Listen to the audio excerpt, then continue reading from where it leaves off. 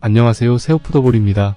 21-23 시즌 세리의 득점왕을 수상하며 33년 만에 나폴리의 우승을 이끌었던 스트라이커 빅터 오시멘. 이번 시즌 오시멘이 갈라타사라이로 임대를 떠났습니다. 여기서 많은 사람들이 의아해했습니다. 나이도 98년생으로 전성기 나이고 나폴리에서 최고의 활약을 보였는데 다른 메가 클럽이 아닌 왜 갈라타사라이로 임대를 간 걸까? 실제로 첼시, 파리 생제르맹 등 메가 클럽들이 오시멘을 영입하고 싶어 했는데도 불구하고 왜 오시멘은 강팀이 아닌 갈라타사라이로 임대를 간 것일까요? 오시멘은 리그 우승 이후 이적을 알아보고 있었습니다. 당시 많은 B클럽들이 오시멘에게 관심을 표했죠. 하지만 나폴리의 회장 아우렐리오 데 라우렌티스는 호락호락하지 않은 사람입니다. 쉽게 설명하자면 세리에 레비 회장이라고 생각하시면 됩니다. 라우렌티스 회장은 오시멘의 초기 이적료를 약 2,400억으로 선정했고 너무 비싼 이적료에 다른 팀들은 조금 더 싼 이적료를 원했지만 나폴리의 회장은 단호하게 거절하였고 유럽의 팀들이 비싼 이적료로 인하여 오시멘을 포기할 때쯤 사우디 알 힐랄이 약 2,200억을 제시하였지만 결국 이적이 결렬되고 오시멘은 나폴리에 남아 시즌을 보내게 되었습니다. 그리고 그 다음 시즌인 23-24 시즌 나폴리 구단 SNS에 영상이 하나 올라옵니다. 그 영상은 페널티킥을 실축한 오시멘과 흑인을 비하하는 인종차별적인 도구 코코넛을 오시멘과 합성한 것입니다. 오시멘은 이 영상이 올라온 후 자신의 SNS에 나폴리와 관련된 모든 게시글을 삭제하고 오시멘의 에이전트는 나폴리에게 법적 조치를 취할 것이라는 입장까지 발표했습니다. 나폴리는 공식 입장문으로 인종차별적인 의도가 아니었다라고 해명하였고 나폴리의 회장과 고위 관계자들도 오시멘에게 미안하다며 사과를 했고 코코넛 영상을 올린 구단 관계자도 오시멘에게 사과를 했다고 합니다. 이 사건과 관련해서 오시멘은 한 인터뷰에서 구단의 잘못이 아닌 한 사람의 잘못이다.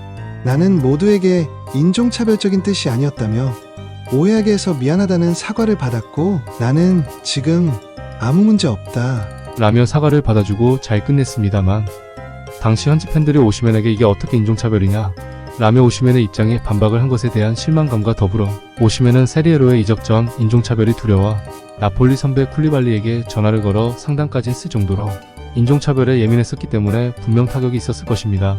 그리고 시즌을 보내다가 돌연 기존 25년까지의 계약을 26년까지 1년을 연장하여 재계약하였습니다. 이적을 원했던 오시멘이 재계약을 한 이유는 재계약으로 인한 더 높은 주급 수령과 이적의 용이하게 바이아웃 설정, 나폴리에 대한 애정으로 인해 자유계약보다 이적료를 팀에 남기고 싶어서 등으로 예상됩니다. 그리고 시즌이 종료되고 나폴리는 1위에서 10위로 추락하며 좋지 않은 시즌을 보냈습니다. 오시멘은 이번엔 무조건적으로 이적을 하려는 스탠스를 취했습니다.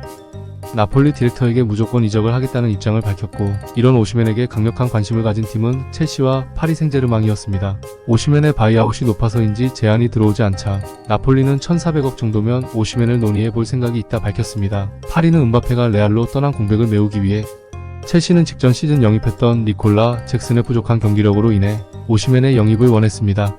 하지만 시간이 지날수록 파리의 스탠스는 콜로 무아니와 곤살로 하무스에 만족한다는 스탠스였고 오시멘도 첼시로의 이적을 열망했기에 첼시와 오시멘의 오붓한 이적 사가가 시작되었습니다.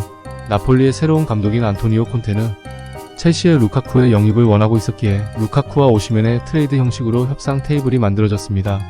하지만 첼시는 오시멘의 주급을 모두 부담하기 싫었으며 첼시 측에서는 완전 이적이 아닌 선택적으로 첼시가 영입을 결정할 수 있는 방식의 조건으로 오시멘을 임대 후 선택적 완전 이적으로 데려오고 싶어 했으나 오시멘은 나폴리를 완전히 떠나고 싶었고 나폴리는 오시멘의 주급을 조금이라도 부담하기 싫었기에 트레이드 형식의 계약은 실패하였고 각각 별개로 계약하는 형식으로 진행되었습니다. 그 후 루카쿠는 나폴리로의 이적이 확정되었지만 오시멘의 첼시로의 이적은 확정되지 않았습니다.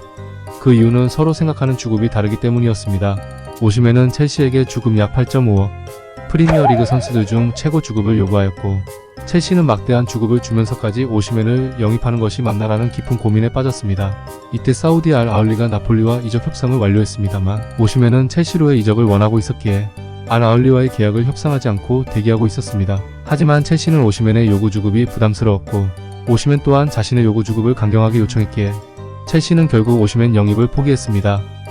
오시멘은 알 아흘리로의 이적을 결심했지만 갑자기 나폴리의 라우렌티스 회장이 기존 협상된 이적료에서 약 74억을 더 달라고 알 아흘리에게 요청하였고 알 아흘리 입장에서는 나폴리가 요구한 이적료도 맞춰주고 오시멘이 첼시를 가고 싶어 할 때 알 아흘리로 오는 것을 설득하려고 직접 이탈리아까지 갔으며 오시멘이 첼시와 협상을 할 때도 오시멘이 알 아흘리로 올 거라 믿고 기다려 주었는데 이런 상황에서 나폴리가 갑자기 돈을 더 요구해버리자 그냥 오시멘의 영입을 철회하고 영입 2순위였던 브렌트포드의 아이반 토니를 영입하였습니다.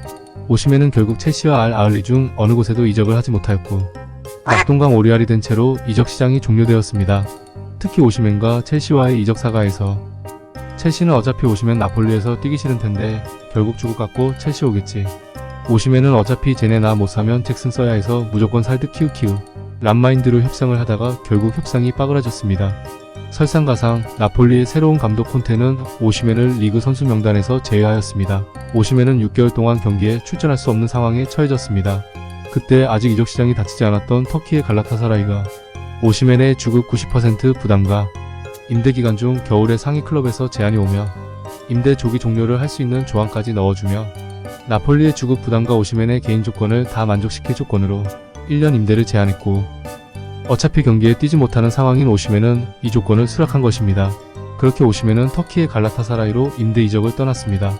오시멘과 나폴리의 계약은 기존 2026년까지의 계약이었지만 나폴리가 연장 옵션 1년을 발동하여 2027년까지 계약이 연장되었습니다. 나폴리 입장에서 오시멘이 자유계약으로 나갈 것을 대비하여 공짜로 오시멘을 보낼 순 없기에 연장시킨 것 같습니다. 과연 오시멘과 나폴리의 끝은 어떻게 될까요? 그리고 오시멘은 결국 어떤 팀으로 완전 이적하게 될까요? 이상 세오푸더볼이었습니다. 유익하셨다면 구독과 좋아요 부탁드리겠습니다.